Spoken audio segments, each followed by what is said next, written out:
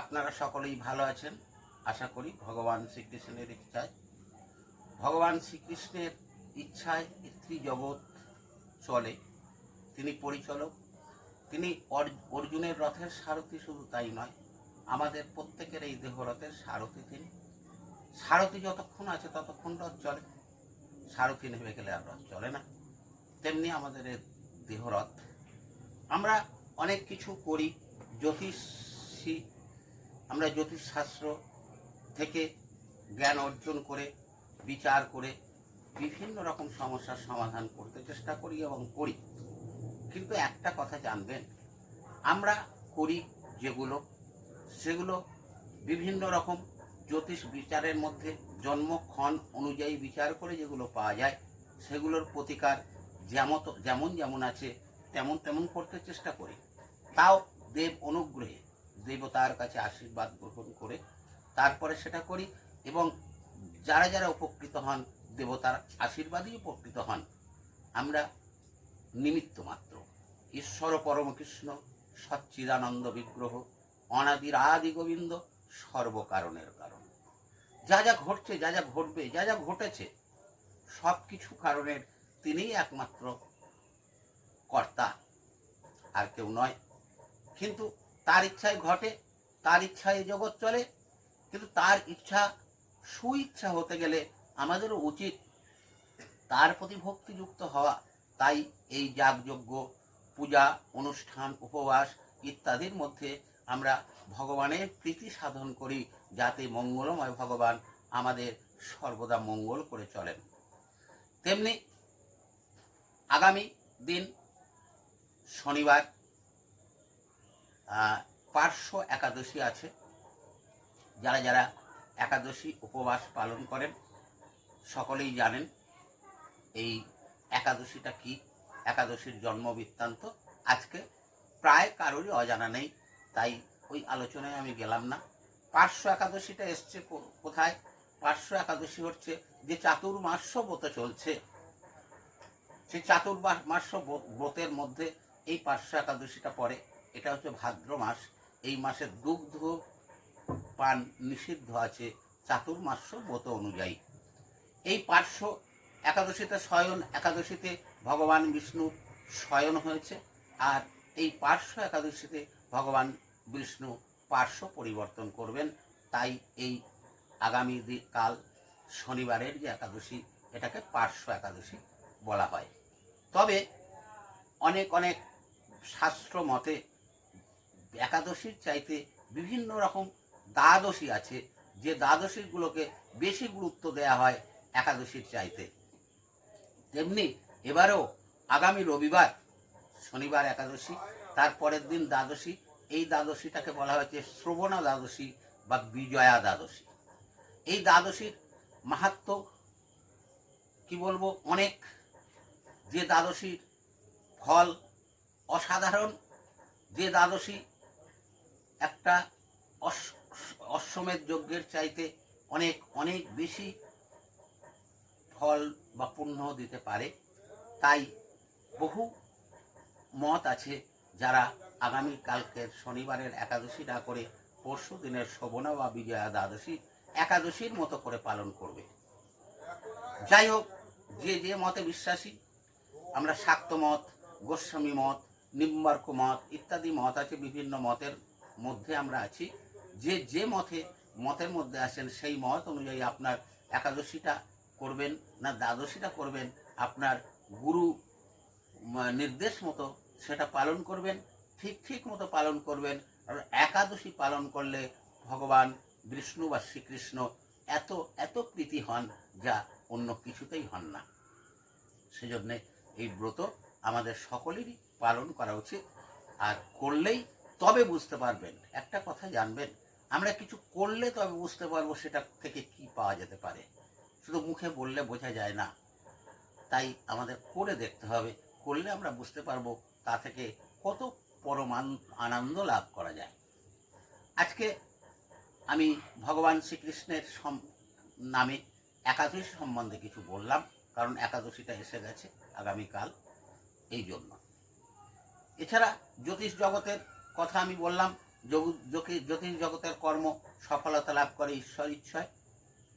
তাই জ্যোতিষদের কাছে যারা যান, জ্যোতিষদের কাছে যারা আসবেন, জ্যোতিষদের থেকে যারা প্রতিকার নেবেন, তাদের অন্তত দেবতার প্রতি ভক্তি পরায়ণ হওয়া উচিত।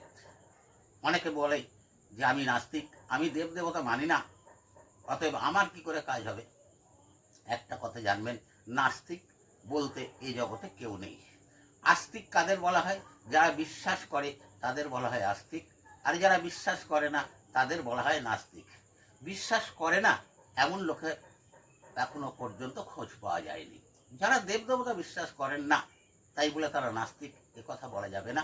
দেবদেবতা বিশ্বাস না করুক, সে নিজেকে তো বিশ্বাস করে, নিজেকে বিশ্বাস করে তো সে বেঁচে আছে। এই যে নিজেকে বিশ্বাস করাটাও আস্তিক, আস্তিকের উদাহরণ, তিনিও নাস্তিক নন। তাই প্রত্যেকের কাছে অনুরোধ করব, প্রত্যেকেই কোনো সমস্যা থাকলে জ্যোতিষের সঠিক বিচার করিয়ে সঠিক মতো প্রতিকার নিতে চেষ্টা করুন। সুখ সমৃদ্ধি লাভ করুন, সুন্দর থাকুন এবং বাধা বিপত্তিহীন জীবন যাপন করুন। আজকের দিনে এই আমাদের যে ইয়ং জেনারেশন, এদের সবচেয়ে বড় সমস্যা হয়ে দাঁড়িয়েছে এই প্রেমে ব্যাঘাত। প্রেমে ব্যাঘাত কীরকম? যখন একজনের সাথে একজন প্রেম করছে, বা একটা ছেলে একটা মেয়ের সাথে প্রেম করে, খুব কাছাকাছি এসে গেছে, মনের সঙ্গে তাদের মিলে গেছে, অথচ একটা সময় দেখা গেল হঠাৎ করে এই মেয়েটা এই ছেলেটাকে ছেড়ে চলে গেল অন্য একটা ছেলের সাথে, অথবা এর সঙ্গে কথাবার্তা বলা, সম্পর্ক সম্পূর্ণ বন্ধ করে দিল। এই ঘটনাগুলোও কিন্তু বহু বৈগুণ্য থেকে হয়। তাই এই ধরনের ঘটনা আপনাদের ঘটলে, আপনাদের যার ঘটেছে, সে আপনার জন্ম তারিখটা কোনো ভালো জ্যোতিষী দিয়ে বিচার করিয়ে দেখুন, দেখলেই বুঝতে পারবেন এই ঘটনাটা কেন ঘটেছে। যখন আপনি কারণ জানতে পারবেন, তখনই সেই কারণের সমাধান করতে পারবেন। সমাধান করলে আবার আপনার প্রাপ্তি, মানে ওই মেয়েটাকে আবার ফিরে পাবেন। এছাড়া ছোট ছোট টোটকা আছে, যে টোটকাগুলো 100% কাজ দিয়ে থাকে, যদি আমরা ঠিক মতো সেই টোটকাগুলো ব্যবহার করতে পারি। আমি আজকে একটা ছোট টোটকা বলবো এই বশীকরণের, যেটা আমার থেকে যে ভালোবাসার মানুষটা চলে গেছে, আমার দিকে আর ফিরে চায় না, আমার সঙ্গে আর সম্পর্ক রাখতে চায় না, সেই মানুষটাকে আবার আমার ভালোবাসার আঙ্গিনায় ফিরিয়ে আনতে গেলে যে টোটকা ব্যবহার করা হয়, এরকম বহু টোটকা আছে। তার মধ্যে থেকে একটা ছোট টোটকা আমি বলছি, যেটা আপনারা করে দেখুন, 100% ফল পাবেন। যেটা আপনার কোনো জ্যোতিষীর কাছে যেতে হবে না, কোনো তান্ত্রিকের কাছে যেতে হবে না, কোনো পয়সাও খরচ করতে হবে না। বিনা পয়সায় এই টোটকা আপনি সচরাচর কোনো জায়গায় পাবেন না, কোনো জ্যোতিষীর কাছে পাবেন না। কিন্তু আমাদের তরফ থেকে আমরা এগুলো জানিয়ে থাকি এই জন্যে যে আজকের দিনে এই ইয়ং জেনারেশন খুব সংকট মধ্যে আছে, অনেক এডুকেটেড আছে, অনেক মানে বলবো কি ভালো ছেলেরা আছে, যারা এই সমাজকে আরো এগিয়ে নিয়ে যাবে। তারা এই একটা প্রেমের ব্যাঘাতে সম্পূর্ণ নিজেরা শেষ হয়ে যায়, তাতে সমাজেরও অনেক ক্ষতি হয়ে যায়। সেই দিকে চিন্তা ভাবনা করে আমরা এই ছোট ছোট টোটকাগুলো বলি, যাতে তারা সুন্দর থাকতে পারে, তাদের মনটা সুস্থ থাকে এবং এই জগৎকে তারা কিছু দিতে পারে। এই ধরনের টোটকা একটা আমি বলছি, এই ধরনের প্রচুর টোটকা আছে, তবু একটা বলছি যেটা আপনি করে দেখুন, হাতে ফল পাবেন।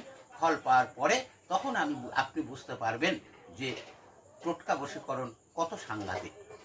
আপনারা তুলসী বৃক্ষের নাম শুনেছেন। এই তুলসী গাছ, যেটাকে আমরা দেবী হিসাবে পূজা করি, প্রত্যেকের বাড়িতেই তুলসী গাছ আছে, না থাকলেও রাখা উচিত। তুলসীহীন গৃহ শ্মশান তুল্য, একথা আমাদের সনাতন শাস্ত্রে বলা হয়েছে। কিন্তু এই তুলসীর অনেকগুলো ভাগ আছে, বিভাগ আছে। তুলসী অনেকগুলো প্রকার আছে, 5 প্রকার আছে, পঞ্চ তুলসী বলা হয়। এই পঞ্চ তুলসীর মধ্যে একটা তুলসী আছে যাকে আমরা বাবু তুলসী বলি। গাছগুলো বেশ বড় বড় হয়, অনেক বড় বড় পাতা হয়। বাবু তুলসী, অনেকে বন তুলসীও বলে থাকে। এই বাবু তুলসীর শিকড় 1 ইঞ্চি পরিমাণ তুলে নিন। শনি অথবা মঙ্গলবারে শিকড়টা যখন তুলবেন, তখন প্রশ্বাসকে বন্ধ রাখবেন, বন্ধ রেখে তুলবেন। আর শিকড়টা যখন তুলছেন, সবার অগোচরে তুলবেন, কেউ যেন দেখতে না পায়। এই শিকড়টা তুলে আনুন। তুলে এনে আপনি আপনার নির্জন স্থানে বা আপনার গোপন স্থানে, যেখানে কেউ আপনাকে ডিস্টার্ব করে না, বা আপনার কর্মটা কেউ দেখতে আসে না, আপনার ঘরের মধ্যে দরজা জানলা বন্ধ করে দিন, দিয়ে একটা পান পাতার উপরে এই শিকড়টাকে রাখুন, আর দুই পাশে দুটো লবঙ্গ রাখুন, রেখে ওর উপরে বিন্দু বিন্দু মধু ফেলতে থাকুন। 7 ফোঁটা মধু ফেলবেন। মধুটা যখন ফেলবেন তখনই ওই মেয়েটার নাম এবং তার মুখটা স্মরণ করবেন। এই স্মরণ করবেন আর নাম করবেন। কার নাম করবেন? বগলা দেবী, বগলামুখী। নাম ওং বগলামুখায় স্বাহা, নাম ওং বগলা দেব্যায় স্বাহা, নাম ওং বগলা দেব্যায় স্বাহা। 7 বার এটা দিন। দেওয়ার পরে ওই পান পাতা সমেত ওই বাবু তুলসী গাছের শিকড়টা ওই পানের মধ্যে ভালো করে জড়িয়ে উপরে লাল সুতো দিয়ে ভালো করে জড়ান, যাতে পানটা আর দেখা যায় না, লাল সুতোর রংটাই শুধু লাল সুতোটাকে দেখা যায়। এরকম অবস্থায় আনুন পানটাকে। আনার পরে একটা পাত্রে, একটা শিশির মধ্যে 1 শিশি মধু নিন, বোতলের মধ্যে নিয়ে ওই পানটাকে আপনি ওই মধুর মধ্যে ডুবিয়ে দিন। ডুবিয়ে ছিপিটাকে এমনভাবে আটকে দেবেন, টাইট দিয়ে আটকাবেন, যাতে ওর মধ্যে বাইরের বাতাস না প্রবেশ করতে পারে। এরকমভাবে রেখে সেটা আপনি যে কোনো গোপন জায়গায় রাখুন, যেখানে আর কেউ ওইটাকে স্পর্শ না করে 7টা দিন। এই 7টা দিন যদি এইভাবে আপনি রাখতে পারেন, 7 দিন পর থেকে দেখবেন ওই মেয়ের আকর্ষণ শুরু হয়ে গেছে, বশীকরণ কর্ম শুরু হয়ে গেছে। ওই 7 থেকে 21 দিনের মধ্যে আমি আপনাকে 100% মানে 100% গ্যারান্টি দিয়ে বলছি, 21 দিনের মধ্যে ওই মেয়ে নিজে উপযাচক হয়ে আপনার কাছে ফিরে আসবে এবং আপনার সঙ্গে বাক্যালাপ করবে এবং নিজের ভুল স্বীকার করে আবার আপনার আনুগত্য লাভ করবে। এটা একটা টোটকা বললাম, এরকম বহু টোটকা আছে। আরও টোটকা জানতে আমাদের নিচে নাম্বার আছে, ফোন করবেন, করে যোগাযোগ করবেন। আমাদের চ্যানেলটা সাবস্ক্রাইব করবেন, আপনি শেয়ার করবেন, করে রাখবেন। রাখলে কি হবে, এর পরবর্তীকালের ভিডিওগুলো পরপর আপনি দেখতে পাবেন, আর দেখতে পেলে এই ধরনের টোটকাগুলোও জানতে পারবেন পরপর, এবং আপনারা সবাই উপকৃত হবেন। আপনারা উপকৃত হলে আমিও ভগবানের আশীর্বাদ লাভ করব এবং সুস্থ সুন্দর আমিও থাকব, আপনারাও থাকবেন। জয় শ্রীকৃষ্ণ। সকলে ভালো থাকুন, সুস্থ থাকুন এবং সুন্দর থাকুন।